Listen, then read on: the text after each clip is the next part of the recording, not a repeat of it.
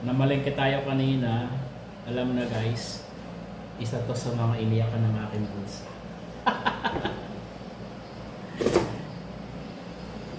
Tingnan natin kung matamis. Wow, super red. Yummy. Merienda natin ngayong hapon. Wala lang naman ako pinaglalaan ng iba kundi pagkain. Bawal magutom yung aking mga payat na anak. Baka sila mamayat.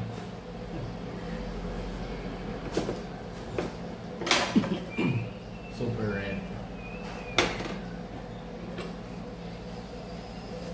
Kahit lang walang mga bagong mga damit, walang bagong gadget, walang mga kung ano-anong mga panggala, mahalaga meron tayong pagkain. Hindi pwede tayo baka mamayat ang ating mga anak. Sarap. Mamayang hapon na yung kalahati ha, tipid-tipid. Hindi. Hindi. Hindi. Kayo na. Katayin na natin.